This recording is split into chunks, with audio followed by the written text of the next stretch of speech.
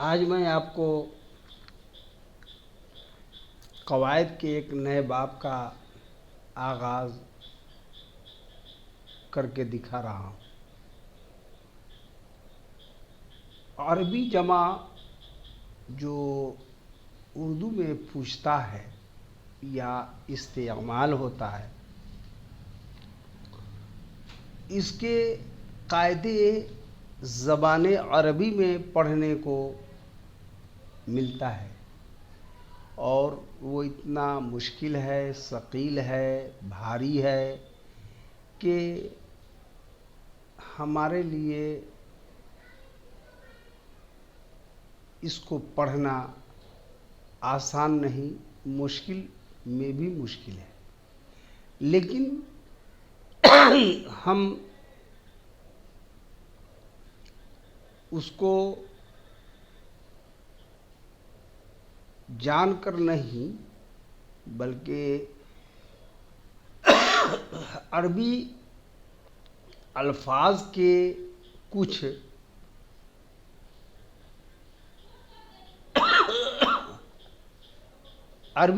ایسے الفاظ ہیں جن کا ایک طریقہ بنایا ہوا ہے، اس کو اگر ذہن میں ہم رکھیں گے تو ہمارے لیے بہت حد تک اس کو بنا لینا آسان ہو جائے گا۔ جیسے کچھ الفاظ ایسے ہیں جن کے شروع میں ایک الف اور دو حرف کے بعد پھر ایک الف، یعنی دو الف لگانا پڑتا ہے، اور ایسے الفاظ تین حروف کے ہوتے ہیں۔ تو تین حرف جو ہوا تو اس کے شروع میں ایک الف لگائیں گے اور دو حرف کو ڈالیں گے، دو حرف ہو گیا، پھر ایک الف ڈالیں گے اور اس الف کے بعد ایک حرف آخر میں رہے گا، تو ملا کر یہ کل 5 حروف ہو جائیں گے۔ 3 اصل حروف، 2 الف، کل ہو گئے 5، اور اس کا عربی جمع یہ ہوگا۔ اس میں ایک بات اور یاد رکھنے کی ہے، جو آپ اردو قواعد میں پڑھے ہوں گے کہ جب 2 الف کو ایک جگہ ملانا ہوتا ہے تو ایک الف کے اوپر مد ڈال دیتے ہیں، جو 2 الف کا کام کرتا ہے۔ جیسے اب سنیے، ادب، ادب کی جمع ہوگی آداب، اثر، آثار، علم، اعلام، افق، آفاق، اجل، آجال، اسم، اسما، امر، اوامر، قدم۔ تو قدم یہ 3 لفظ ہے، اس میں تو ایک الف شروع میں ڈالنا ہے اور ایک الف کے بعد 2 حرف لکھنا ہے، تو کاف دال، ایک الف ڈال کے کاف دال لکھ دیں گے، اس کے بعد پھر ایک الف ڈالیں گے تو ہوگا عقدہ، لاسٹ میں بچ جائے گا میم، میم کو ڈال دیں گے، اب ہو گیا اقدام۔ قدم، اقدام، خبر، اخبار، غیر، اغیار، بدل، ابدال، بدن، ابدان، جسم، اجسام، قسم، اقسام، روح، ارواح، بصر، ابصار، بشر، ابشار، بر، ابرار، ثمر، اسمار، شجر، اشجار، سور، اسوار، جسد، اجساد، جوف، اجواف، حکم، احکام، حسب، احساب، جنس، اجناس، جز، اجزاء، جد، اجداد، جور، اجوار، حرب، احراب، جرم، اجرام، حلق، احلاق، نور، انوار، دور، ادوار، طور اطوار، حرم احرام، ہر احرار، حوض احواز، حس احساس، حی احیا، حزن احزان، خلف اخلاف، خلق اخلاق، دین ادیان، خبر اخبار، خیر اخیار، رکن ارکان، ذکر اذکار، فکر افکار، سبق اسباق، سلف اسلاف، سر اسرار، زمن ازمان، سبب اسباب، شعر اشعار، شغل اشغال، شفق اشفاق، شخص اشخاص، شکل اشکال، شوق اشواق، صنف اصناف، صوت اصوات، صدف اصداف، ضرر ازرار، سفر اسفار، صبح اصباح، ضد ازداد، صنم اصنام، ضعف اضعاف، طرف اطراف، سبب اسباب، طفل اطفال، عزم عزائم، طوق اطواق، طیب اطیاب، ظفر اظفار، عدد اعداد، طاہر اطہار، تبع اتباع، عشر اعشار، غرض اغراض، فلک افلاک، فضل افضال، فہم افہام، فرح افراح، قوم اقوام، قول اقوال، قدم اقدام، کتب اقطاب، فرد افراد، فعل افعال، عمل اعمال، فرد افراد، قسط اقساط، فوج افواج، کفن اکفان، کرم اکرام، قطر اقطار، لقب القاب، لطف الطاف، لوح الواح، لفظ الفاظ، لحد الحاد، لقب القاب، ملک املاک، نوع انواع، وصف اوصاف، وزن اوزان، ورق اوراق، وہم اوہام، وسط اوساط، وقف اوقاف۔ یہ ایک طریقے ہوا، یعنی دو الف لگانے والا، ایک الف شروع میں، ایک الف دو حرف کے بعد، اور ایک حرف جو بچ جائے گا اس کو آخر میں لکھ دیں گے، یہ طریقہ رہا۔ اب دوسرا ایک طریقہ آپ کو بتا رہے ہیں، جیسے غریب، دو حرف کے بعد یہ ہو اور یہ کے بعد ایک حرف ہو، یہ سب میں ہونا شرط ہے۔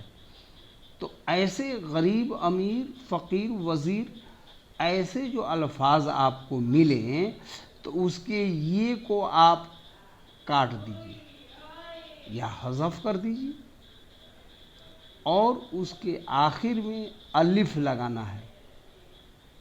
جیسے غریب ہے نا، تو یہ کو کاٹ دیجئے تو کیا بچے گا؟ غرب، اور الف جوڑ دیجئے تو ہو جائے گا غربا۔ اور یہ یاد رکھنا ہے کہ جب واحد میں پہلے حرف پر زبر ہو تو جمع جب اس کی بن جائے گی تو اس پہلے حرف پر زبر کو ہٹا کر کے پیش ڈال دیں گے۔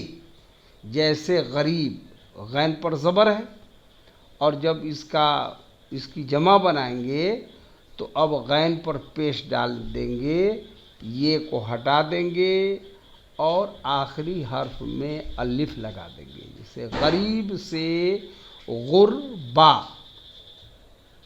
غریب یہ ہٹا دیا، الف لاسٹ میں جوڑ دیا، غربا ہو گیا۔ غریب غربا، فقیر فقرا، وزیر وزرا، نقیب نقبہ، خطیب خطبہ، حکیم حکمہ، ادیب ادبا، قدیم قدمہ، رحیم رحمہ، ندیم ندمہ، امیر امرا، بخیل بخلا، حریف حرفہ، سفیر سفرہ، شریف شرفہ، شریک شرکا، شہید شہدا، فقیہ فقہا، نجیب نجبہ۔ یہ ہو گئی۔ ایک طریقے کا۔ اور ایک طریقہ اور دیکھیے، یہ جیسے ہے لفظ ہے نبی، تو اس میں 2 الف لگانا ہے، ایک الف سب سے پہلے اور ایک الف سب سے آخر میں۔ اس میں کوئی حرف کو ہٹانا گھٹانا نہیں ہے۔ جیسے نبی، انبیاء، ولی، اولیاء، تقی، اتقیا، شقی، اشقیا، غبی، اغبیا، غنی، اغنیا، ذکی، ازکیا، یہ ہو گیا۔ اور ایک قاعدہ اور دیکھیے، قاعدہ، قواعد، فائدہ، فوائد، قصیدہ، قصائد، خزانہ، خزائن، مدینہ، مدائن، قرینہ، قرائن، جرم، جرائم، رذیل، رذائل، دلیل، دلائل، یہ آپ کے عربی جمع ہو گئے۔ اس کے یاد کرنے کا سب سے بہترین طریقہ یہ ہے کہ آپ اس کو برابر منہ سے بول کر کے پڑھیں، یعنی آنکھ سے نہیں پڑھیں، منہ سے واحد کو بولیں اور اس کی جمع کو بولیں۔ آواز ہلکی ہو، اونچی آواز کی بھی ضرورت نہیں ہے، لیکن منہ سے بولیں اور واحد کو بھی بولیں، اس کے جمع کو بھی بولیں، خاموشی سے نہیں، آنکھ سے دیکھ کر کے نہیں پڑھیں۔ تو اس طریقے سے بار بار اگر اس کو آپ اپنے عادت میں لائیے گا تو آپ کو یہ یاد ہو جانا ہے۔ دوسرا طریقہ یہ ہے، اگر آپ محنت کرنا چاہتے ہیں، محنت سے کام لینا چاہتے ہیں، تو لفظ کو یاد کر لیجئے، لفظ کو یاد کر لیجئے، اور زیادہ نہیں 10 جمع کو یاد کر لیجئے، تو لفظ یاد رہے گا تو آپ کے ذہن میں یہ بات رہے گی کہ ان الفاظ میں 2 الف لگانا پڑتا ہے، تو آپ 2 الف لگا کر کے خود سے اس کو بول جائیں گے۔ دوسرے طریقے میں جو بتایا غریب، جس میں یہ کو کاٹ کے لاسٹ میں الف لگا دینا ہے، تو اس کو بھی اگر آپ چاہیں تو رٹ سکتے ہیں۔ غریب، غربا، فقیر، فقراء، یہ بھی ایک وزن کا لفظ ہے اور سارے الفاظ ایک وزن کے ہیں۔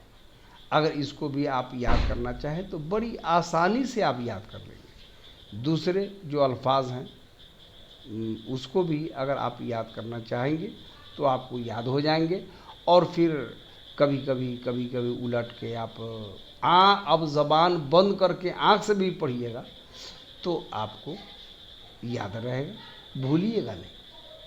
اور یہ سب طریقے ہیں جو کم وقت میں آپ آسانی سے اس کو یاد کر سکتے ہیں۔ اگلے کلاس میں اور بھی ایک وزن کے واحد اور جمع ہیں جو آپ کو میں بتاؤں گا۔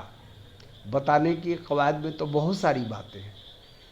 خط لکھنا بھی آپ کو بتانا ہے کہ آپ خط کیسے لکھیں گے، درخواست کیسے لکھیں گے۔